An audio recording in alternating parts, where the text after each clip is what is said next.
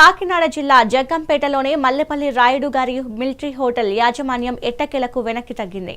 హిందూ మనోభావాలను దెబ్బతీసేలా వ్యవహరించడంతో ఇటీవల నిత్యం వార్తల్లో నిలిచింది. హోటల్లో ఏర్పాటు చేసిన వెంకటేశ్వర స్వామి ఆలయ నమూనాను తొలగించాలంటూ హిందూ సంఘం నేతలు పెద్ద ఆందోళన చేపట్టారు. టీటీడీ బోర్డు సభ్యులు జ్యోతుల నెహ్రూ, అధ్యక్షులు ఏపీ సాధు పరిషత్ అధ్యక్షులు శ్రీనివాసానంద సరస్వతి స్వామీజీ బృందంతో హోటల్ను సందర్శించారు. ఈ సందర్భంగా హోటల్ యాజమాన్యంతో కలిసి చర్చలు జరిపారు. హోటల్లోని ఏర్పాటు చేసిన వెంకటేశ్వర స్వామి నమూనాను పరిశీలించారు. దేవుణ్ణి దేవుళ్లా చూడాలని స్వామీజీ అన్నారు. ఎటువంటి వ్యాపార సంస్థల్లోనైనా దేవుని చిత్రపటాలు పెట్టుకోవాలి తప్ప ఆలయ నమూనా సెట్టింగ్లు వేయరాదని సూచించారు. అటువంటిది అపచారాలకు తెరతీసి హిందూ మనోభావాలను దెబ్బతీయరాదని హితవు పలికారు.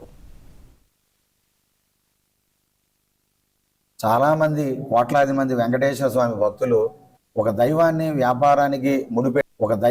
వ్యాపారానికి ముడిపెడుతూ ఇలా చేయవచ్చున దుష్పరిణామాలకి రేపు మరొక వైన్ షాపులో, లేకపోతే మరొక కేంద్రంలో, మరొక హోటల్లో, విజయవాడ కనకదుర్గమ్మ, లేకపోతే సింహాచలం మన అప్పన్న కానీ, లేకపోతే అన్నవరం రమా సత్యనారాయణ స్వామి, ఇలాంటి